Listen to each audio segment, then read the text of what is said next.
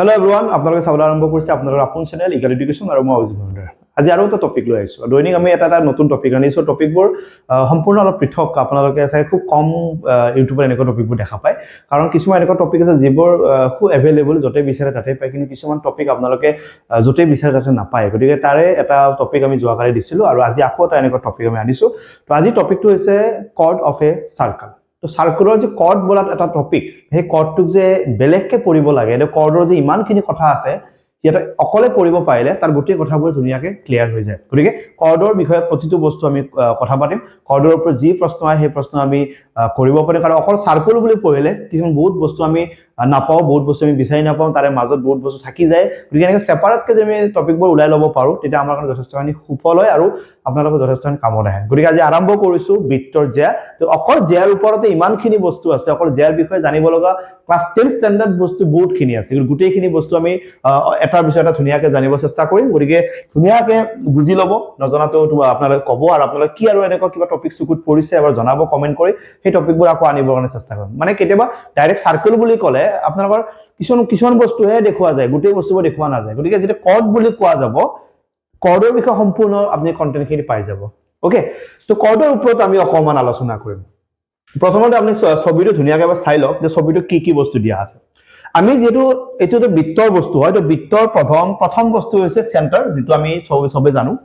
আৰু চেণ্টাৰৰ পৰা এই বাউণ্ডাৰীকে যিডাল লাইন টানিছে, লাইনডাল আমি কি বুলি কওঁ? ৰেডিয়াছ বুলি কওঁ। তাত কোনো সন্দেহ নাই। এই যোনটো বাউণ্ডাৰীটোক আমি চাৰ্কামফাৰেন্স বুলি কওঁ। অ'কে, অৰ্থাৎ আমাৰ পেৰিমিটাৰ হয়। অ'কে, তাৰ পিছৰখিনি মই কৈ আছো চোৱা। এইটো চেণ্টাৰৰ পৰা বাউণ্ডাৰীলৈকে এডাল আমি ৰেডিয়াছ, ধুনীয়াকৈ ৰেডিয়াছটো দেখাই দিয়া আছে।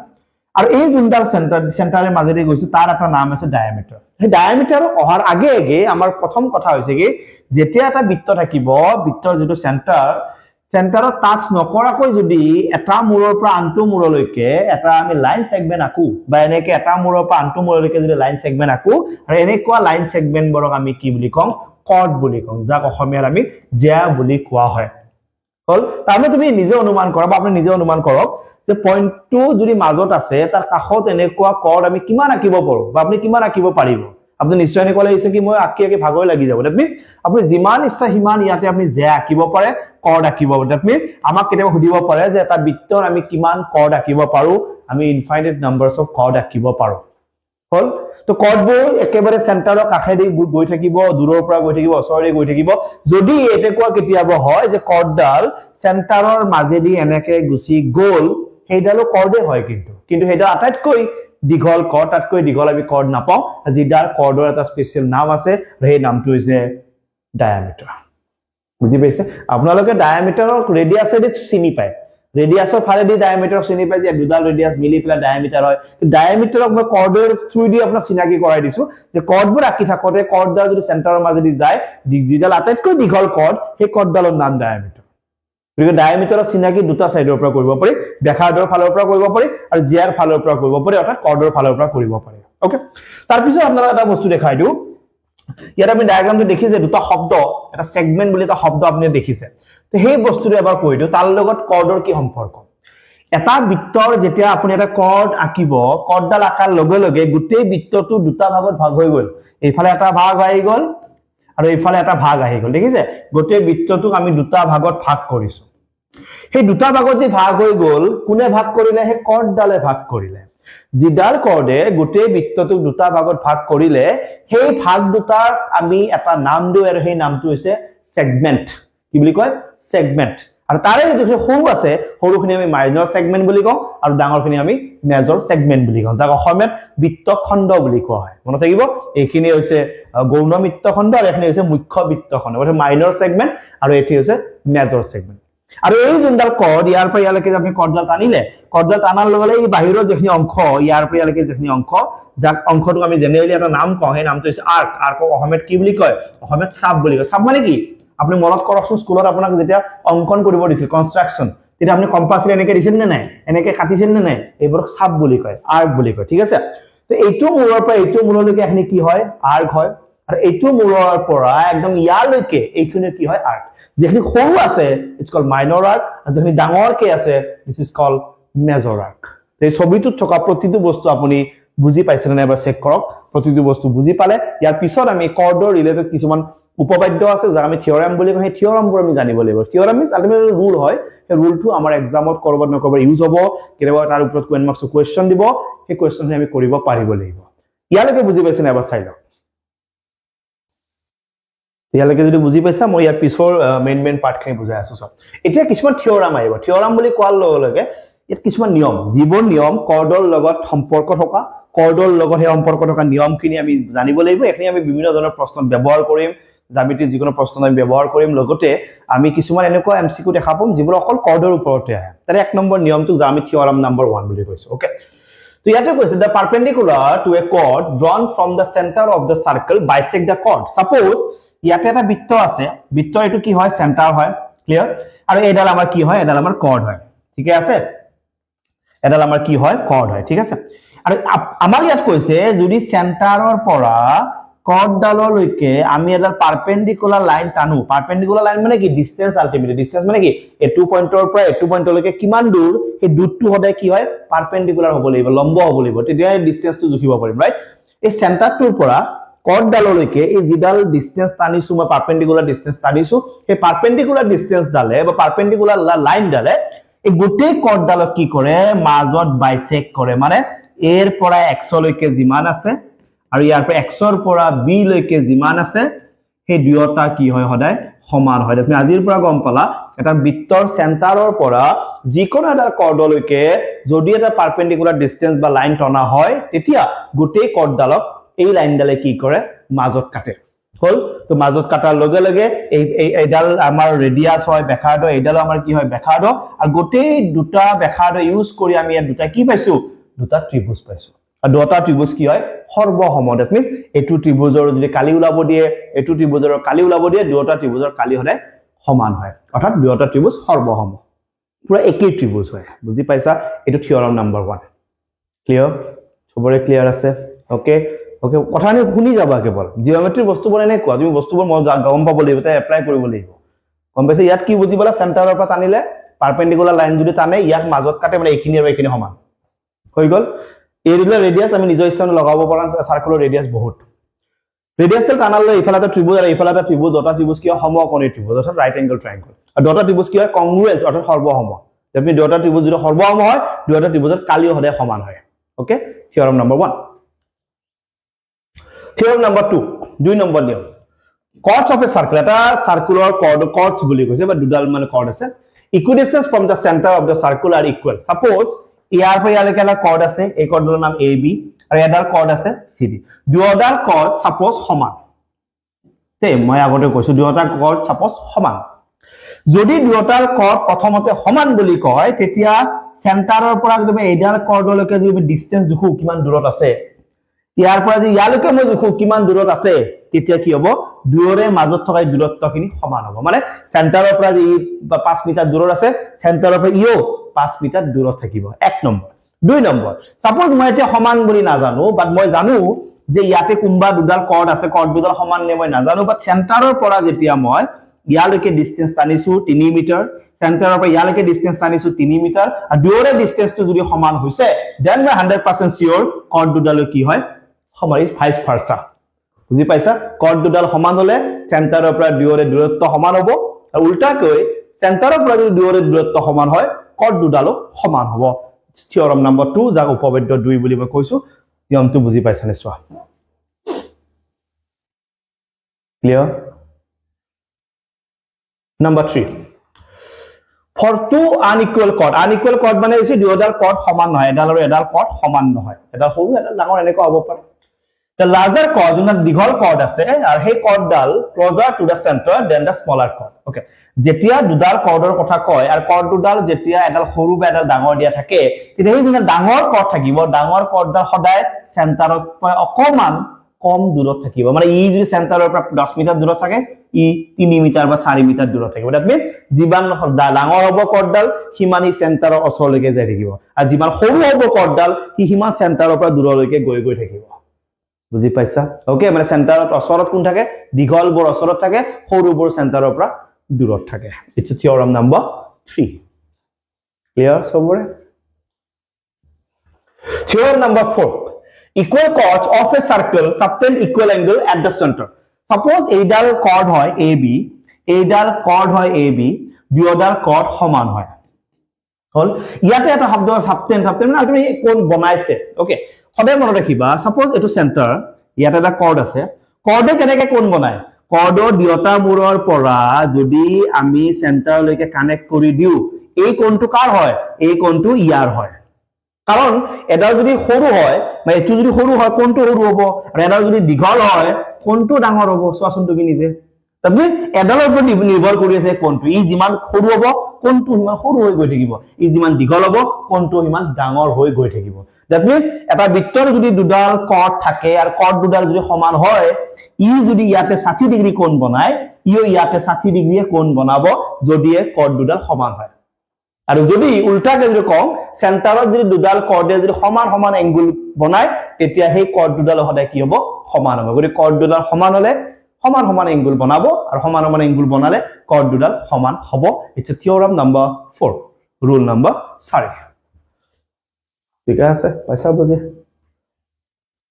নাম্বাৰ 5 তো ইয়াতে কৈছে দুটা কৰ্ড আছে ওকে দুটা কৰ্ড আছে অফ সাৰ্কুলাৰ ইকুয়াল কৰ্ড দুডাল কি হয় সমান হয় okay then the corresponding arcs are congruent so যদি এডাল কৰ্ড অকমান আগত তাৰ আৰ্ক মানে কি বুজাইছো যাক আমি সাব বুলি কওঁ এই কৰ্ডডাল আৰু এই কৰ্ডডাল সমান এই কৰ্ডডালৰ ইয়াৰ পৰা ইয়ালৈকে এখানি কি হয় আৰ্ক হয় হল এই কৰ্ডডালৰ ইয়াৰ পৰা ইয়ালৈকে এখানি কি হয় আৰ্ক হয় আৰু যদি কৰ্ড দুডাল সমান হয় তেন্তে তাৰ পিছফালে যেখিনি সাপ আছে সেই সাপ দুখন সদায় কি হয় সৰ্বসম হয় মানে কংগ্ৰুয়েন্ট হয় মানে আলটিমেটলি একে একে হয় বুজি পাইছা কৰ্ড দুডাল যদি সমান হয় তাৰ পিছফালে যেখিনি সাপ আছে দেখিছা এই সাপখিনিও কি হয় এডাল এডাল সমান হলে সাপ দুখনে মোটামুটি সৰ্বসম মানে সমান বুলি শব্দটো ক'ব পাৰি বাট এনেকুৱা সেপক আমি সমান শব্দ ইউজ নকৰো সৰ্বসম বুলি কওঁ দ্যাট ইজ কংগ্ৰুয়েন্ট বুলি কওঁ বুজি পাইছা ক্লিয়াৰ তো কৰ্ড দুডাল সমান হলে তাৰ পিছফালে থকা সাপ দুডাল কি হ'ব সমান হ'ব এটো থিওৰাম নম্বৰ অৰ্থাৎ উপপাদ্য নম্বৰ কিমান হয় 5 হয় ঠিক আছে না চেক কৰা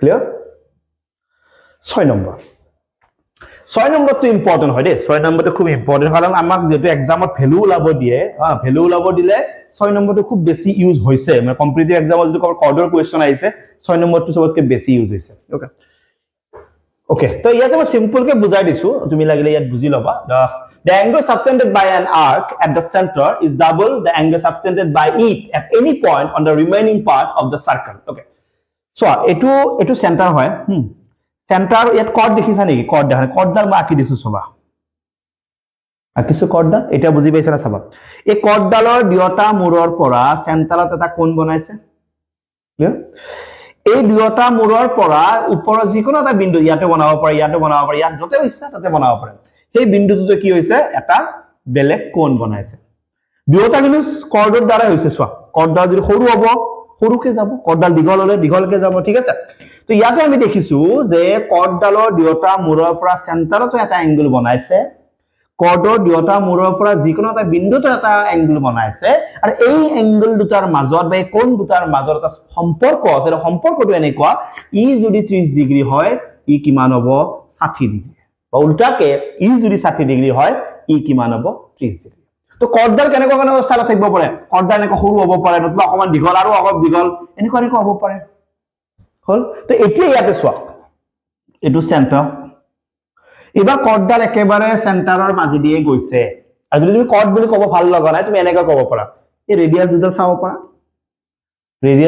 পাৰা তেতিয়া আৰু ভালকে বুজি পাবা কৰ্ডডাল চাব বিচৰা নাই ৰেডিয়াস দুডাল চাব পাৰা ওকে তো ইয়াতে আমি এডাল কৰ্ড দেখিছা এডাল কৰ্ড ডায়ামিটাৰ হৈ গ'ল কাৰণ আটাইতকৈ দীঘল কৰ্ডডাল ডায়ামিটাৰ বা ইয়াতে এটা কোণ বনিছে আৰু ইয়াতে এটা কোণ বনিছে ইয়াত তুমি এটা বস্তু গম পাইছা ই যেতিয়া সিধা হৈছে এই কোণটো কিমান 180 আৰু এই কোণটো 180 হলে এটো কিমান হৈ যাব 90 হৈ যাব ক্লিয়াৰ এইকাৰণে ইয়াত আৰু এটা লজিক সোমাই আছে ডায়ামিটাৰে যেতিয়া যিকোনো এটা বিন্দু যেতিয়া এটা কোণ বনায় সেই কোণটো হলে কি হয় 90 ডিগ্ৰী হয় angle in the semi circle বুলিও কয় angle in the semi circle is a right angle clear এইবাৰ অকমান মই কৰ্ডডাল এনেকা টাইপৰ নিছো জাস্ট ইমাজিন কৰা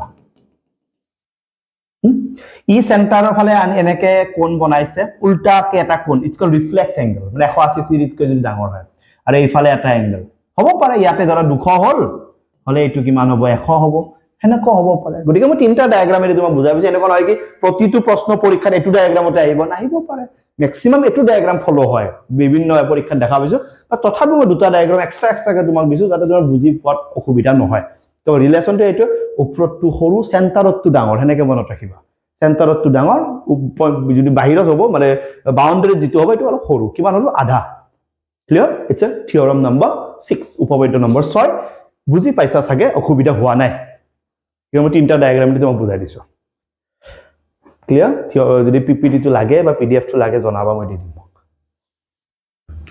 থিওৰাম নম্বৰ 7